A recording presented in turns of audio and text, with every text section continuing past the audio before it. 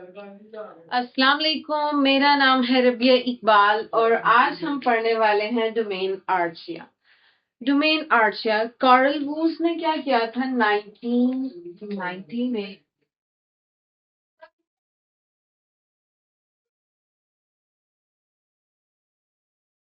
इसने बताया कि जो हमारे पास प्रोकैरियोट है बेसिकली उसमें दो ग्रुप पाए जाते हैं। एक हमारे पास आ जाते हैं बैक्टीरिया और दूसरा हमारे पास आ जाते हैं आर्चिया।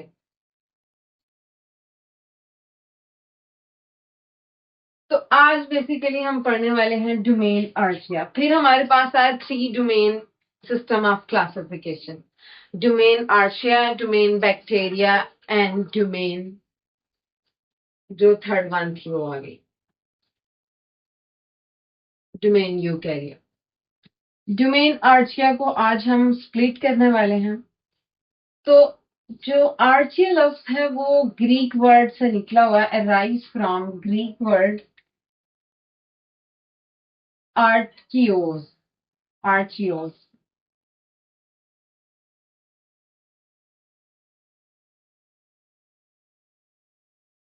इससे निकला हुआ और इसका मतलब है एंशियंट यानी पुराना। ठीक है, पहले क्या हुआ था जब 5 किंगडम क्लासिफिकेशन सिस्टम था तो हमने आर्चिया को असल में ना बैक्टीरिया के साथ ही क्लासिफाई किया था। ठीक है, तो बहुत ही पहले टाइम्स में ना जो आर्चिया थे वो बैक्टीरिया से ना डाइवर्ज हो गए थे। ठीक है, तो ये फिर इंडिपेंडेंटली इवॉल्व करना शुरू कर दिया था इन्होंने। ठीक, तो अब हम देख लेते हैं कि आर्चिया का डायमीटर क्या है। जो आर्चिया होते हैं ना वो 0.1 माइक्रोमीटर से लेकर 15 माइक्रोमीटर तक वेरी कर रही होती है इनकी रेंज। लेंथ वाइज जब डिफरेंट आर्चिया जो होते हैं ना वो एग्रीगेट करते हैं या वो कह लें कि फिलामेंट अप होते हैं, एक दूसरे के साथ आकर जुड़ जाते हैं और एक फिलामेंट से बना देते हैं, तो उनकी जो लेंथ की रेंज है ना वो फिर अप्रोक्सीमेटली यूं कह लें कि 200 तक चली जाती है, 200 माइक्रोमीटर तक चली जाती है। और ये शेप डिफरेंट शेप होती है, रॉड शेप भी होते हैं।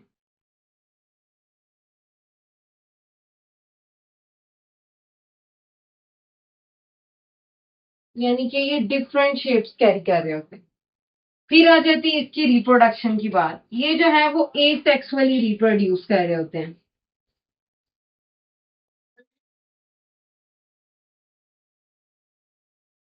Crore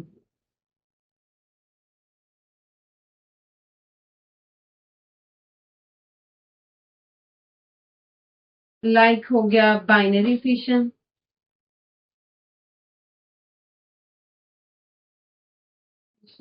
multiple fission,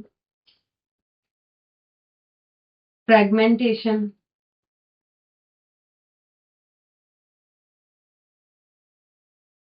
budding.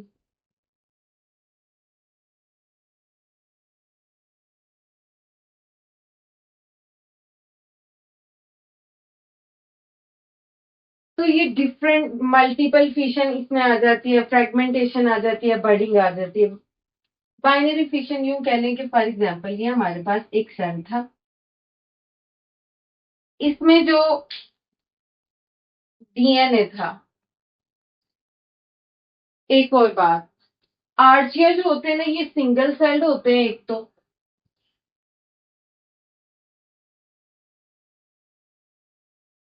एक, और दूसरा इनमें प्रॉपर जो होता है ना न्यूक्लियस। आपको पता होगा कि प्रोक्रियाट का ये करेक्टर होता है कि उनमें जो वेल डिफाइंड न्यूक्लियस नहीं होता, तो इनमें भी वेल डिफाइंड न्यूक्लियस नहीं, विदाउट न्यूक्लियस। और इनका जो डीएनए होता है ना वो बेसिकली साइटोप्लाज्म में ही फ्लोट कर रहा होता है। तो ये जो डीएनए है ना सबसे पहले ये होता है रेप्लिकेट। ठीक है, देन जो है वो सेल जो है वो इलोंगेशन की फेज में चला जाता है, थोड़ा सा सेल बड़ा हो जाता है और एक डीएनए इधर चला जाता है, यानी डीएनए जो है वो जो रेप्लिकेशन हुई थी वो पोल्स पे चले जाते हैं। देन डिवीजन होती है सेल की और एक इधर सेल बन जाता है।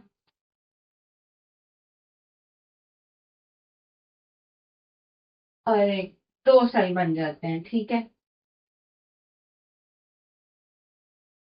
इस तरह से ये जो होते हैं ना आर्च या वो सारे होते हैं। ब्रेक डाउन यूं कह लें कि रिप्रोडक्शन कह रहे होते हैं, ऐसे सेल ब्रेक डाउन होता है फिर दो डॉटर सेल बन जाते हैं, ठीक। बिल्कुल बडिंग में क्या होता है, एक बड़ा सा सेल होता है, ठीक है, उसमें जो डीएनए होता है ना वो रेप्लिकेट करता है, फिर उस सेल के ऊपर एक बड बनती है, ठीक है। उस बड में ना ये जो रेप्लिकेशन हुई थी एक वहां पे चला जाता है, डीएनए वहां पे मूव कर जाता है, फिर इस तरह हमारे पास दो सेल बन जाते हैं। तो ये एसेक्सुअली रिप्रोड्यूस कर रहा होता है आर्चन। देन हम आ जाते हैं इसके जेनेटिक डिफरेंस की तरफ। जेनेटिक डिफरेंस वो कैसे हम स्टडी करते हैं, हम देखते हैं कि क्या जो आर्चिया का जो जेनेटिक वेरिएशन है वो किससे सिमिलर है, ज्यादा बैक्टीरिया से है या फिर यूकैरिया से है। तो ये बैक्टीरिया से जेनेटिकली बहुत डिफरेंट होते हैं, अलबत्ता ये यूकैरिया से बहुत सिमिलर होते हैं। यूं कह लें कि ये कुछ ऐसे करैक्टर शेयर कर रहे होते हैं यूकैरिया से, लाइक राइबोसोमल आरएनए जो था उसकी जो जेनेटिक सीक्वेंस थी वो आर्चिया की यूकैरिया के साथ बहुत सिमिलर थी, ठीक है। आप कह लें कि जेनेटिक सीक्वेंसेस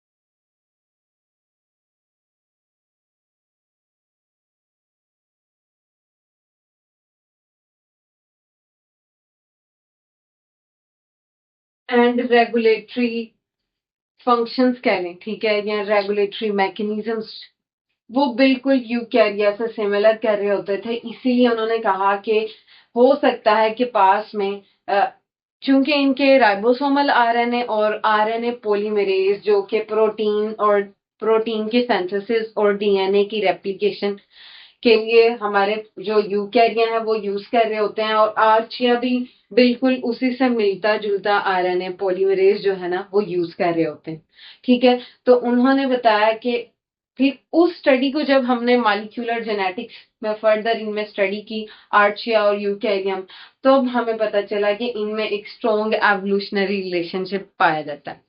तो इसीलिए कह रहे होते हैं कि जो आर्चिया से फर्दर इवॉल्व हुए थे हमारे पास यूकैरिया इस बेस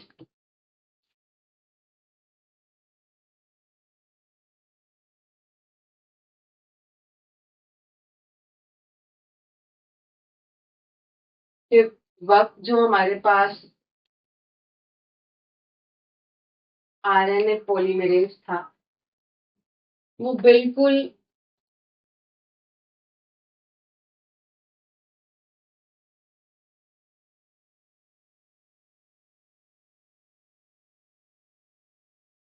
वो बिल्कुल यू, यूकैरिया की तरह का था आर्चिया, ठीक है। फिर आ जाता है इनका मेटाबॉलिज्म। मेटाबॉलिज्म में हम मेथिनोजेनेसिस पढ़ेंगे।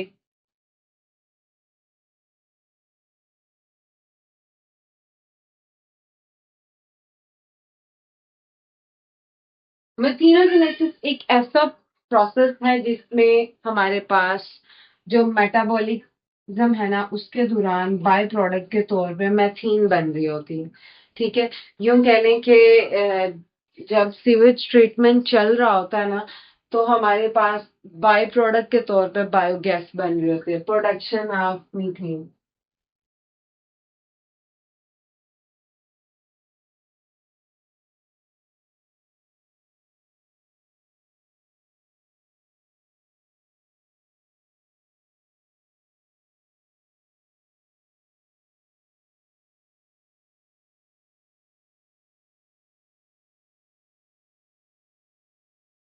एक तो ये हो गया इसका मेटाबॉलिज्म, ठीक है।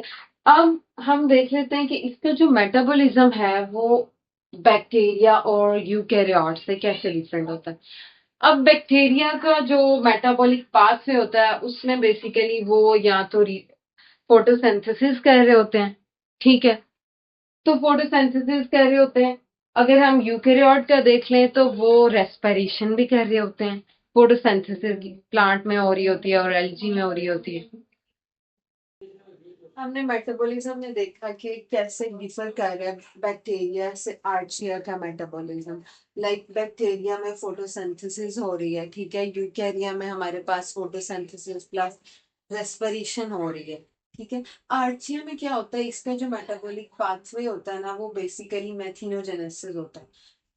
इस प्रोसेस के दौरान ना हमारे पास बेसिकली मेथीन गैस बन रही होती है, ठीक है। सो इसलिए इन्होंने कहा कि इसका जो मेटाबॉलिज्म जो है वो इस तरह से वेरी कर रहा होता है बैक्टीरिया से। देन आ जाते हैं हम इसके सिग्निफिकेंस की तरफ। सिग्निफिकेंस में हम दो चीजें देखते हैं कि चूंकि हमारे जो आर्चिया थे, इनकी जो मेम्ब्रेन थी ना,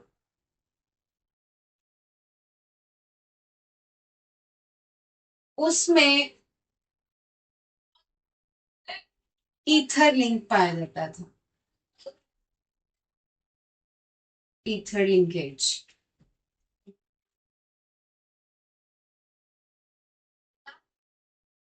अब ये जो ईथर लिंकेज है ना, बेसिकली ये रिस्पॉन्सिबल होता है कि ये एक्सट्रीम इन्वायरमेंट में रह सकते हैं,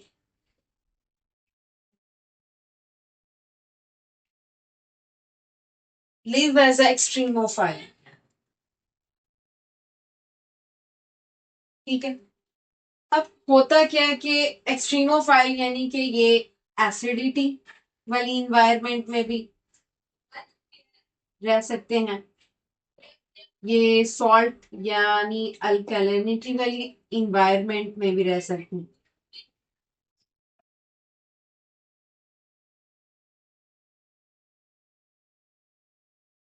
अब ये इन दोनों हाई टेम्परेचर में भी रह सकते हैं, सॉल्टी इन्वायरमेंट में भी रह सकते हैं, और एसिडिटी वाली इन्वायरमेंट में भी ये जो हमारे आर्चिया हैं वो एग्जिस्ट कर सकते हैं। अब होता क्या है कि जो डीएनए रेप्लिकेशन में बेसिकली हम एंजाइम इस्तेमाल कर रहे होते हैं ना,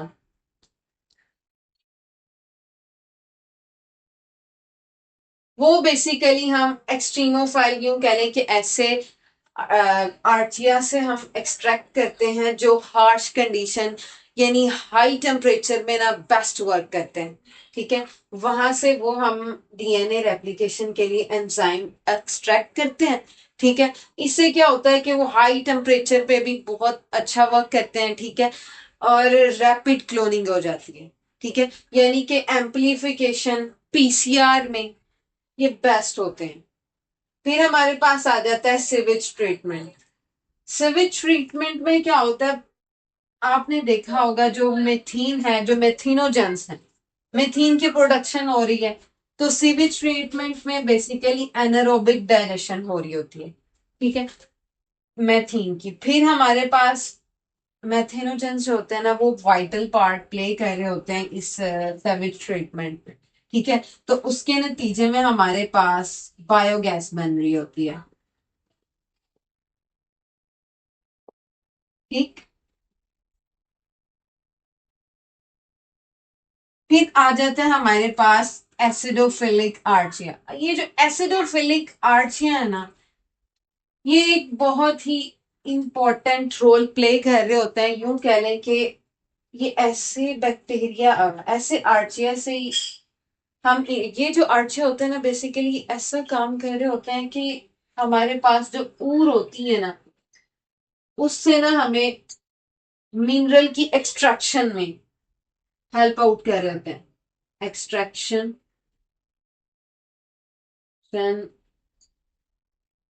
ऑफ मिनरल फ्रॉम ऊर। अब ये जो मिनरल है, ये हमारे पास गोल्ड, कोबाल्ट, ठीक है, कॉपर, ये वाले मिनरल हम एसिडोफिलिक आर्चिया के जरिए एक्सट्रैक्ट कर रहे होते हैं ऊर से, ठीक है। यूं कह लें कि मिनरल प्रोसेसिंग में हमारे ये बहुत हेल्प करते हैं एसिडोफिलिक आर्चिया। एक दफा मैं इसको सारे को एक्सप्लेन कर देती हूँ। कार्ल बूज ने 90s में डिस्कवर किया कि जो प्रोकैरियोट है उसके दो ग्रुप होते हैं, एक बैक्टीरिया और एक आर्चिया।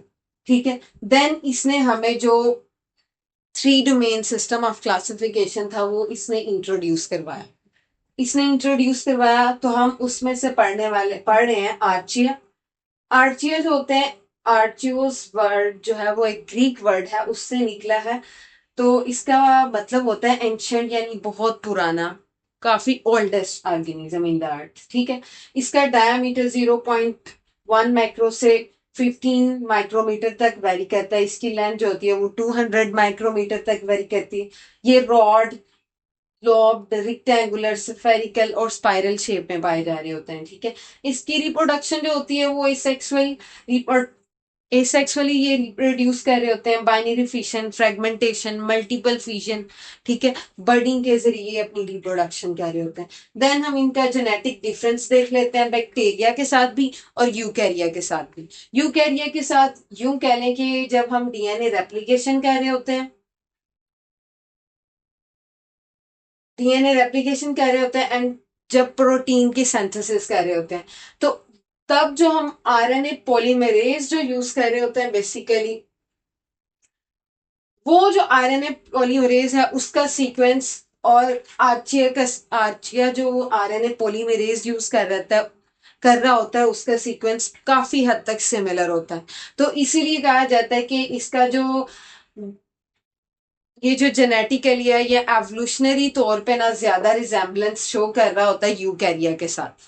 ठीक है, फिर हमारे पास आ जाता है इसका मेटाबॉलिज्म में आपने मैथिनोजेनेसिस पढ़ी होगी, लाइक उसमें प्रोडक्शन ऑफ मैथीन होती है। फिर हमारे पास सिग्निफिकेंस आ जाता है, यानी डीएनए रेप्लिकेशन के दौरान हम जो एंजाइम यूज कर रहे होते हैं डीएनए की रेप्लिकेशन के लिए वो एक्सट्रैक्ट किए जाते हैं आर्चिया से। ठीक, देन आ जाता है सीवेज ट्रीटमेंट में हम एनारोबिक डाइजेशन पढ़ रहे होते हैं मेथीन की बेसिकली एनारोबिक डाइजेशन होती है और उसके बाय प्रोडक्ट में बायोगैस बन रही होती है। ठीक है, देन हमारे पास आ जाते हैं एसिडोफिलिक आर्चिया जो होते हैं ना, ये मिनरल प्रोसेसिंग में हमें हेल्प आउट कर रहे होते हैं। लाइक यूं कह लें कि गोल्ड, कोबाल्ट, कॉपर जैसे जो मिनरल है ना वो हमने ऊर से कलेक्ट करने होना, तो तब हम एसिडोफिलिक आर्चिया को यूज कर रहे थे। तो इसके साथ ही ये मेरा टॉपिक होता है कंप्लीट। मिलते हैं अगली वीडियो में। अल्लाह हाफिज।